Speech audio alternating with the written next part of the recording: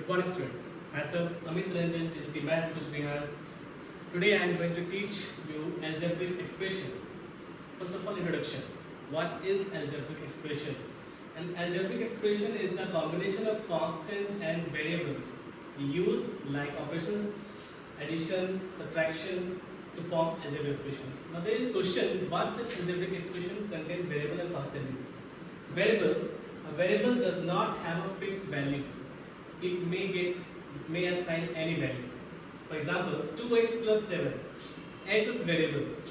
If we put x is equal to 5, it will give value 17. If we put 2, it will give 11.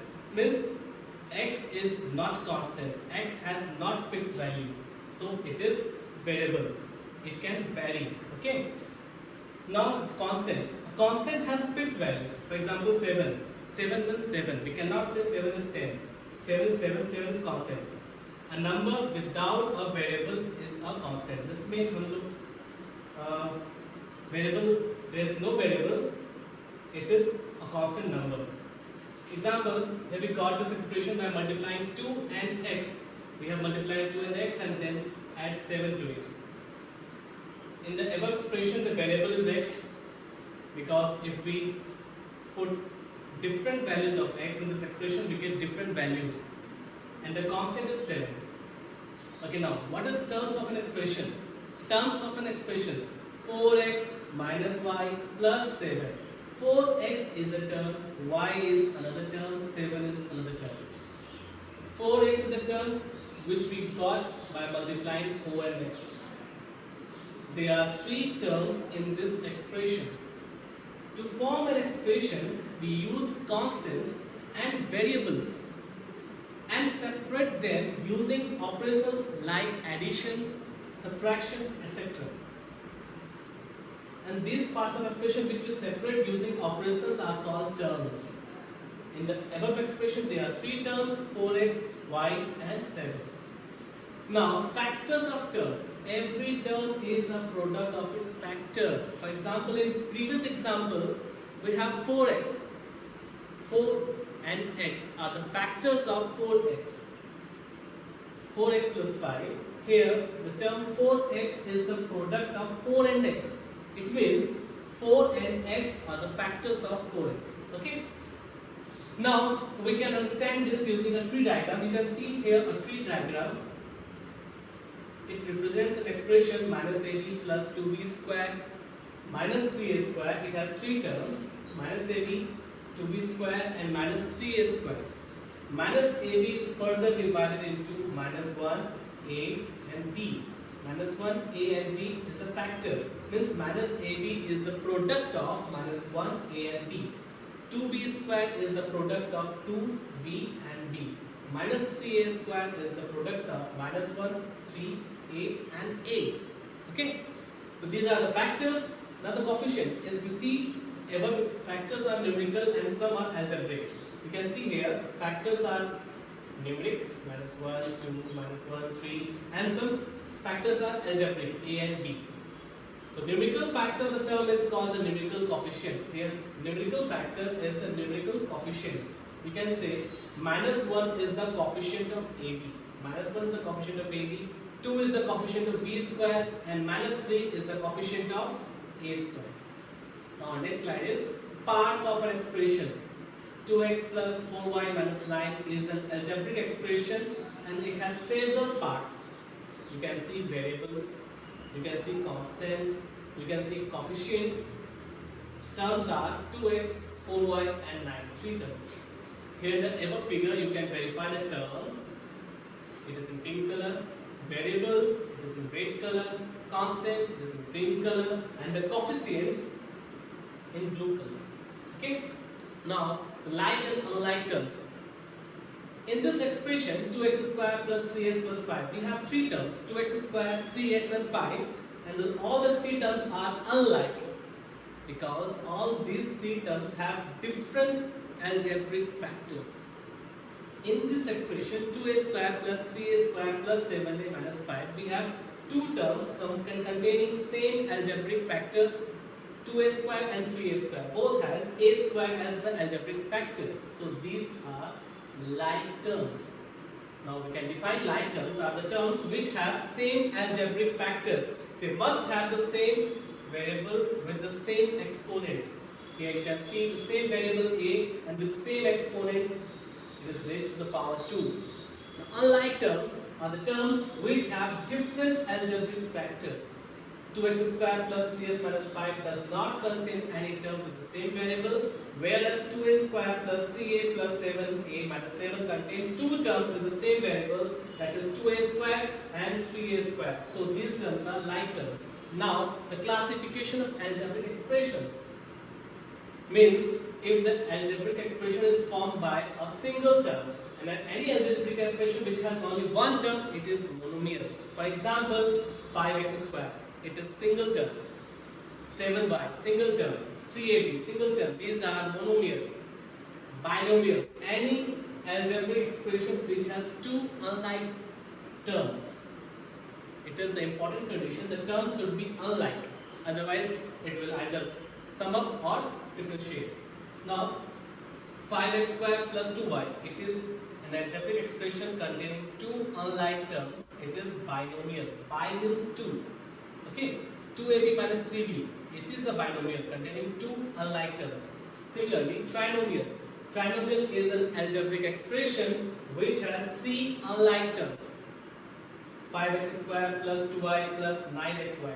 These are three terms, three unlike terms which constitute a polynomial, that is trinomial. X plus y minus 3, three unlike terms which constitute a polynomial, which is called trinomial, containing three terms.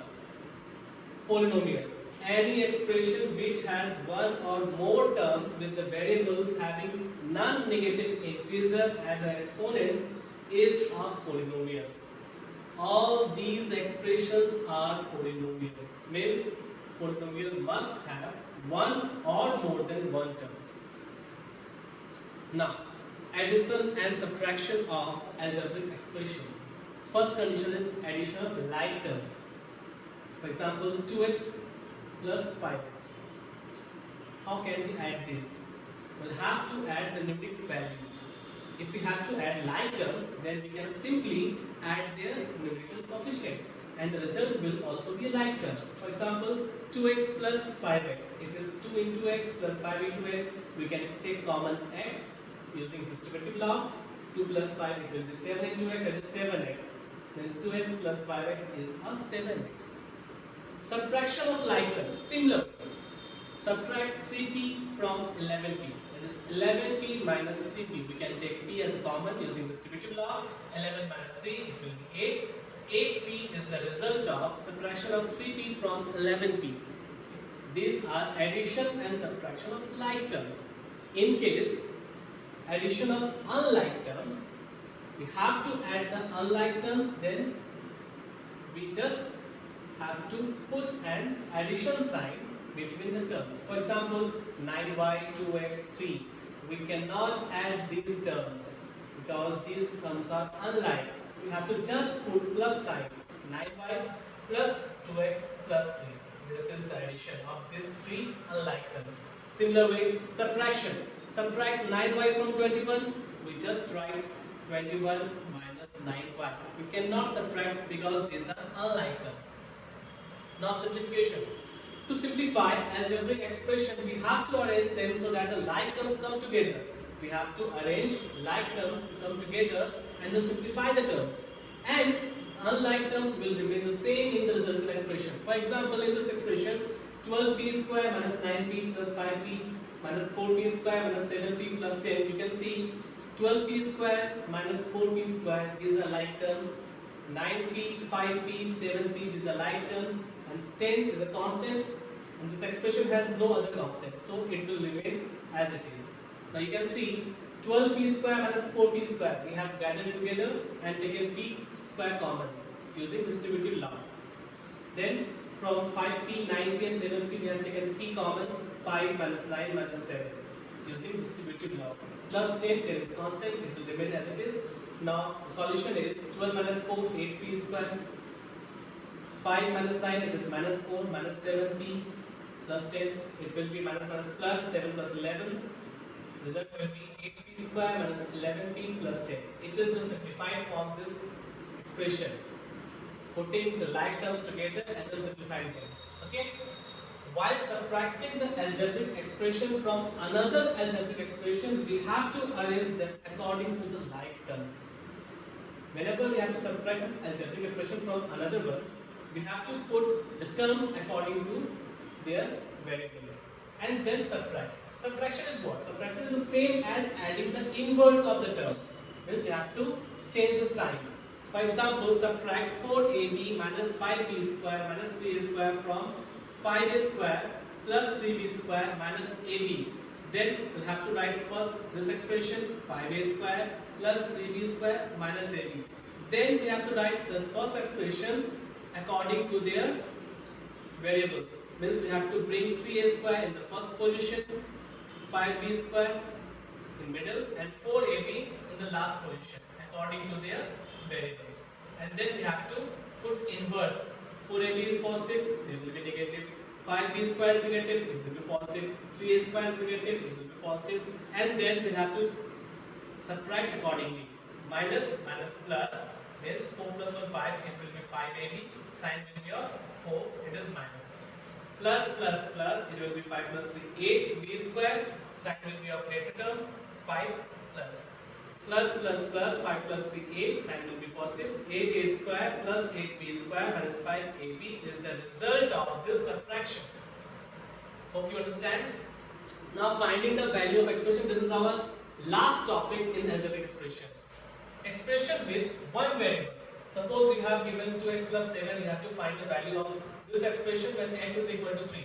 What you have to do? You have to do only put the value of x in place of x. It is 3. Put 3 in place of x. 2 multiply 3 plus 7. 2 3 is 6 plus 7, it is 13. Now, the expression was of single variable.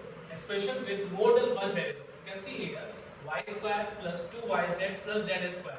Here this expression contains two variables y and z, and we have given y equal to 2 and z equal to 3. Simply we have to put 2 in place of y and 3 in place of z.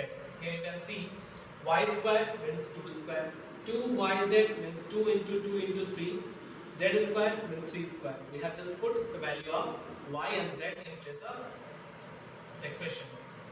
2 square means 4, 2 is 4, 3 12, plus 3 square is 9, 12 plus 4 16 plus 9 25. 25 is the value of this expression when we have y equal to 2 and z equal to 3.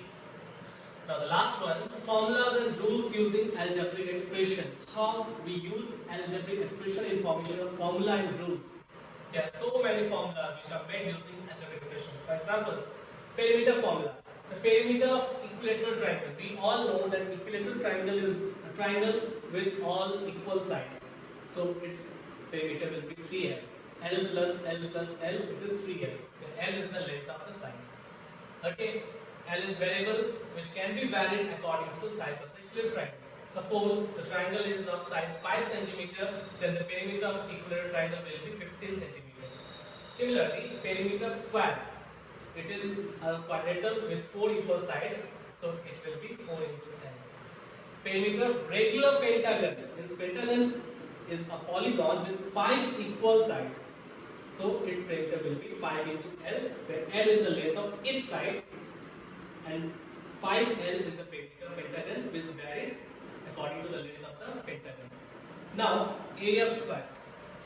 Area of square, A square. A multiply A, side multiply side. We know that square has all the 4 equal sides, so area will be A square. If the side of the square is 5 cm, then area will be 5 multiply 5, that is 25 cm square. Area of rectangle, L into B. Length and breadth, both are variable. Where L and B, L is length and B is breadth, both are variable. Area of triangle, half into base into height, B and H.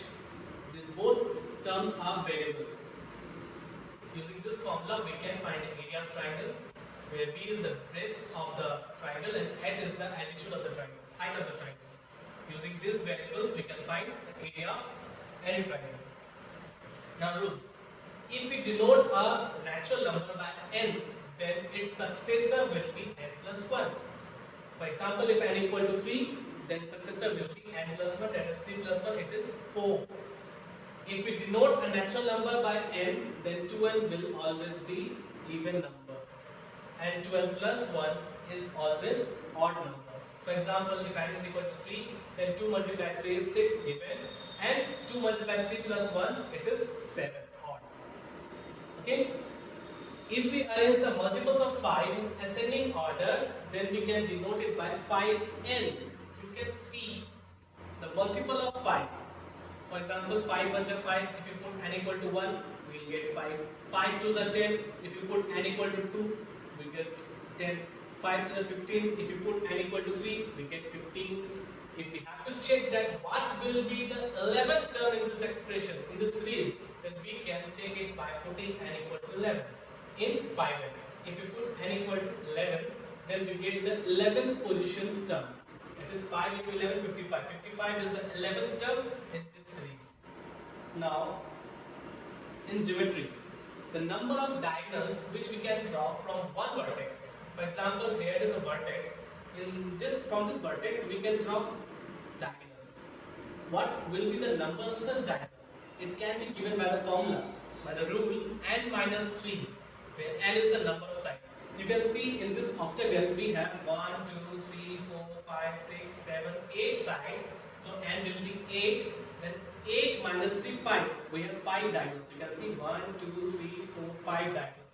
Similarly, we can find the number of diagonals which can be drawn from one vertex in any polygon by using the rule n minus 3. That's all our presentation. Thank you.